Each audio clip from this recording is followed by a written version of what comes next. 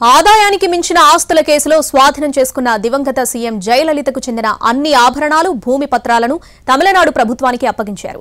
ఈ ఆస్తులలో 27 కిలోల బంగారం, 1116 కిలోల వెండి, 1672 ఎకరాల వ్యవసాయ భూముల పత్రాలు, నివాసాలకు సంబంధించిన డాక్యుమెంట్స్, 8076 పుస్తకాలు తదితరాలను తీసుకువెళ్లేందుకు భారీ భద్రతతో అధికారులు 6 ట్రంకు పెట్టెలు తీసుకొచ్చారు. న్యాయమూర్తి హెచ్ఎన్ మోహన్ సమక్షంలో వాటిని అధికారులకు అప్పగించారు. ఓఎస్ఎస్ ఫర్టిలిటీలో సైన్స్ ఇంకా ఓఎస్ఎస్ హెల్ప్ తో ఎందరి కలలు నిజమయ్యాయి. In the good hands of science. Mummy daddy అవ్వాలంటే ఓఎస్ఎస్ కి కాల్ చేయండి. జయలలిత అక్రమాస్తుల కేసు 2004లో తమిళనాడు నుంచి కర్ణాటకకు బదిలీ అయినప్పుడు అక్కడ జప్తు చేసిన ఆస్తులు, పత్రాలను బెంగళూరు పరప్పన అగ్రహార జైలుకు తీసుకొచ్చి భద్రపరిచారు.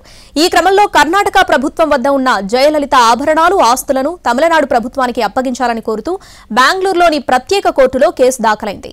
ఈ కేసులో కర్ణాటక ప్రభుత్వానికి చట్టపరమైన ఖర్చులుగా 5 కోట్లు చెల్లించిన తర్వాత ఆభరణాలను తిరిగి తీసుకోవచ్చని కోర్టు గత ఏడాది తీర్పిచ్చింది.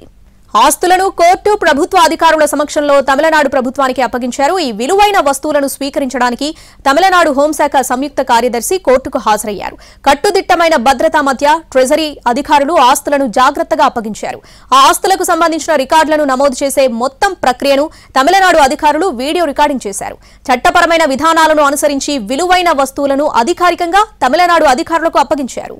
జయలలిత అక్రమ ఆస్తుల్లో ఆస్తుల పత్రాలు, 11,344 పట్టుచీరలు, 750 జతల చెప్పులు, గడియారాలు, 7,040 గ్రాముల బరువైన 468 రకాల బంగారు, వజ్రాభరణాలు, 700 కిలోల వెండి ఆభరణాలు, 250 శాలువాలు, 12 రిఫ్రిజిరేటర్లు, 10 టీవీ సెట్లు, 8 వీసీఆర్లు, 1 వీడియో కెమెరా, 4 సీడీ ప్లేయర్లు, 2 ఆడియో డెక్లు, 24 2-in-1 టేప్ రికార్డర్లు, 1040 వీడియో క్యాసెట్లు, 3 ఐరన్ లాకర్లతో పాటు ఇతర విలువైన వస్తువులున్నాయి.